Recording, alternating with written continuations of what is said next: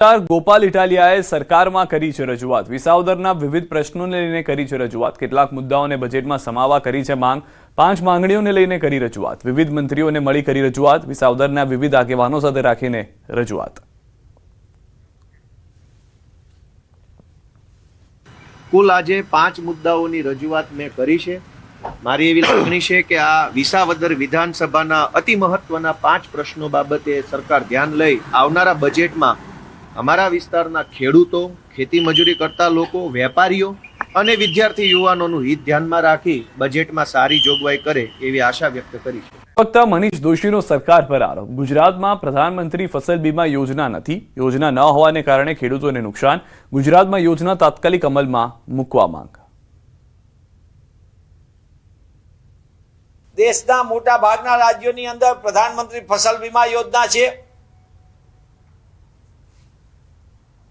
પણ ગુજરાતની અંદર પ્રધાનમંત્રી ફસલ બીમા યોજના નથી અને એના પરિણામે ગુજરાતને જે મળવાપાત્ર વળતર હોય એટલે કે વાવેતરનું જેટલું નુકસાન એટલું વીમામાં મળે આપણને, એમાં પણ આપણે ન હોવાના કારણે આપણને એક પણ પ્રકારની આ લાભ મળવાપાત્ર થયો નથી।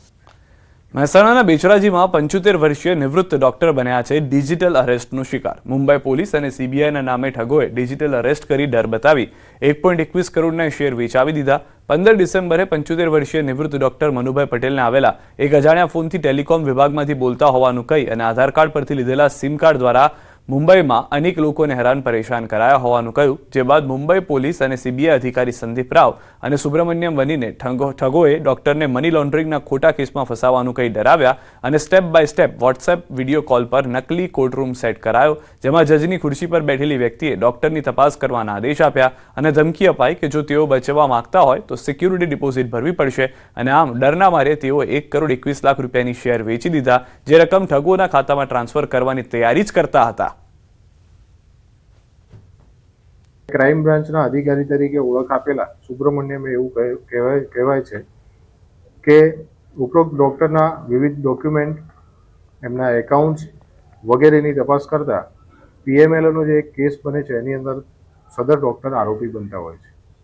પરંતુ આ સુબ્રમણ્યમે પોતે સીબીઆઈની ઓફિસર તરીકે ઓળખ આપેલી એને સતત 1 દિવસ સુધી ડોક્ટર સાથે વાર્તાલાપ કરી અને એમને એ રીતે સમજ કરેલી કે આપ નિર્દોષ છો અને આપનો કેસ નિર્દોષતાના આધારે અમે કોર્ટમાં રજૂઆત કરી અને આપને મદદ કરીશું, એ રીતની રજૂઆત કરે છે। એમને બીજા દિવસે પણ સતત કોર્ટમાં રજૂ કરવામાં આવે છે, જ્યાં બનેલી કોર્ટની અંદર જજ દ્વારા એમને હુકમ કરવામાં આવે છે કે 7 દિવસની અંદર સીબીઆઈ તપાસ કરવી અને એમની અમુક રકમ રિઝર્વ તરીકે કોર્ટમાં જમા કરાવી।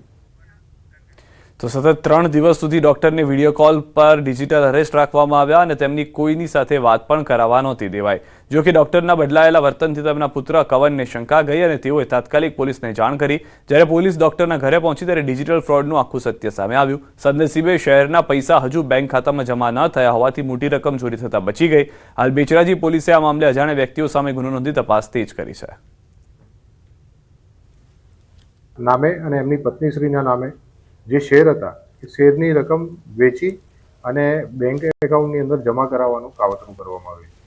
ત્યારબાદ ડોક્ટર દ્વારા તમામ શેર વેચી અને એના કેશ પોતાના એકાઉન્ટમાં જમા કરાવીને આજ રોજ એમની સીબીઆઈના ઓફિસર દ્વારા જે સૂચના હતી કે એમના આપેલા એકાઉન્ટની અંદર ટ્રાન્સફર કરવાના છે, પરંતુ એ સમય પહેલાં જ પોલીસ દ્વારા સતર્કતા વાપરી સમગ્ર કેસને સમજી અને ડોક્ટરશ્રીને સમજ કરી અને આ પ્રકારની કોઈ બનાવ હોતો નથી, આ એક ડિજિટલ અરેસ્ટ છે, એ રીતની સમજ કરી અને ડોક્ટરશ્રીના અંદાજિત 1 કરોડ રૂપિયા જેટલી કિંમતના સાયબર ફ્રોડમાંથી બહુચરાજી પોલીસ સ્ટેશન અને મહેસાણા પોલીસ સાયબર ટીમ દ્વારા બચાવ કરી ઓપરેશન મ્યુલ હન્ટ અંતર્ગત ખેડા પોલીસે 26 મ્યુલ એકાઉન્ટ જપ્ત કર્યા છે। રાજ્યમાં સીઆઈડી અને સાયબર પોલીસની ખાસ સ્પેશિયલ ડ્રાઈવમાં મ્યુલ એકાઉન્ટ ધારકો પર ગાજ વરસાવાઈ છે. ખેડાની એલસીબી, એસઓજી અને સાયબર સેલની સંયુક્ત ટીમોએ વ્યાપક તપાસ કરતા 26 જેટલા મ્યુલ એકાઉન્ટ ઝડપી પાડ્યા. તેમાં 357 જેટલા એટીએમ લોકેશનની ચકાસણી કરવામાં આવી.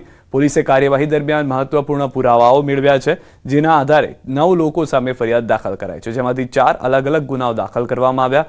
અત્યાર સુધીમાં 5 વ્યક્તિઓની ધરપકડ કરવામાં આવી છે, જ્યારે શંકાસ્પદો સામે તપાસ અને કાર્યવાહી તેજ કરાઈ છે.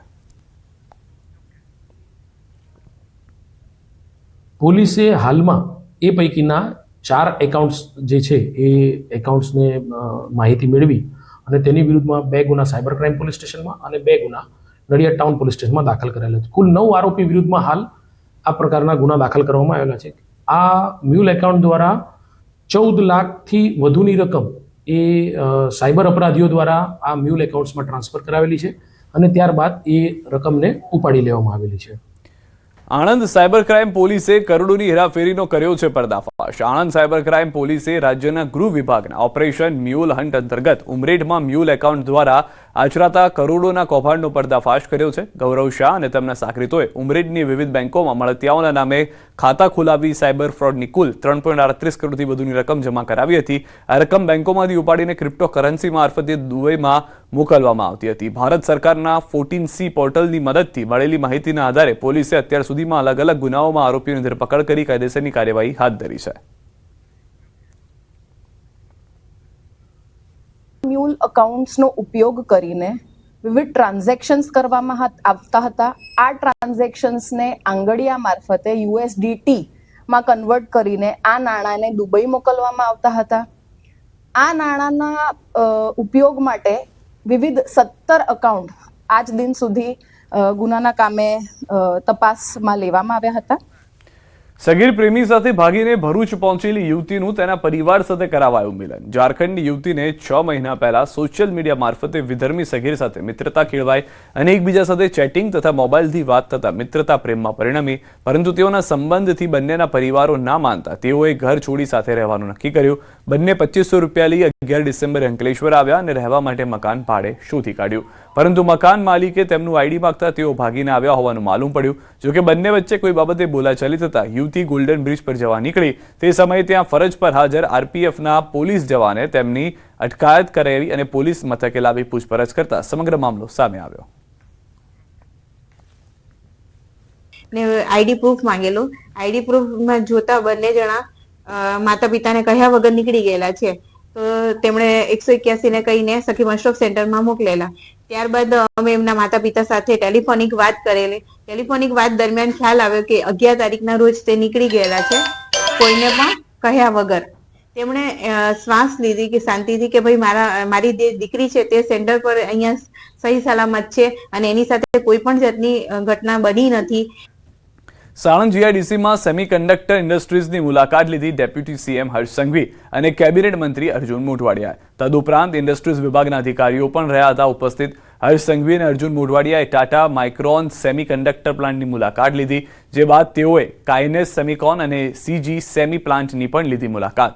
મહત્વનું છે કે આ સાણંદમાં સુરક્ષાને લઈને ધ્યાનમાં રાખીને યુનિક પોલીસ સ્ટેશન બની રહ્યું છે અને AI થી સજ્જ સિક્યુરિટી ઊભી કરવામાં આવી છે.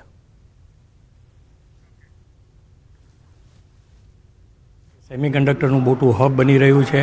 સાણંદની એક વૈશ્વિક ઓળખાણ ઊભી થઈ છે અને એ માટે ગુજરાત સરકાર અને ભારત સરકારના ખૂબ મોટા પ્રયત્નો છે. એના કારણે આજે એક વિશ્વભરમાં પ્રખ્યાત એવી સેમિકન્ડક્ટર ઇન્ડસ્ટ્રીઓ સાણંદમાં આવી છે.